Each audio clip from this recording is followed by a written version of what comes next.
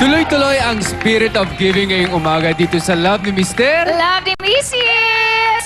At syempre, tuwing Christmas season, nararamdaman talaga natin yung pagbibigayan, diba? Yes. Pero sana, kahit di naman Christmas, talaga naman nandoon pa rin yung spirit of giving. Aha. Sana araw-araw ay maging Pasko, diba? Dapat naman talaga yan, nanay.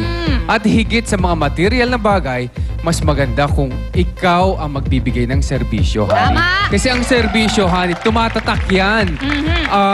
Hindi yan naluluma, kaya Correct. hindi yan nasisira, Correct. kaya hindi na itatapon. Tama ka Oo. dyan. Kaya nga ang mga bisita natin today ay pupunta sa Silong Tanglaw para magpasaya sa ilang mga bata at maranasan maging house parents sa mga bata doon. Isang naiiba at espesyal na regalo ito para sa mga batang pansamantalang iniwan ng kanilang mga magulang sa child center habang hindi pa kayang tustusan ng kanilang mga magulang ang kanilang pangangailangan, honey. Iniiwan Tama. sila doon. Oo, eto na nga, Kawawa tatay. naman. Panoorin natin.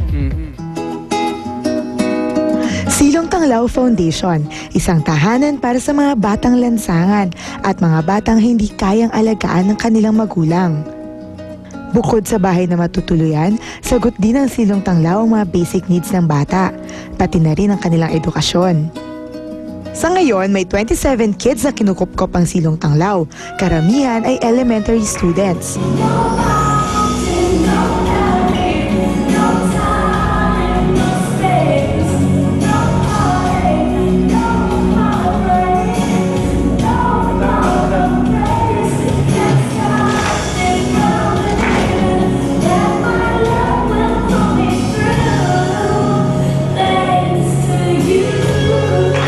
At sila ang nadatnan ng ating survivors na sina Ira Bermudez, Ian Batherson at Elma Muros.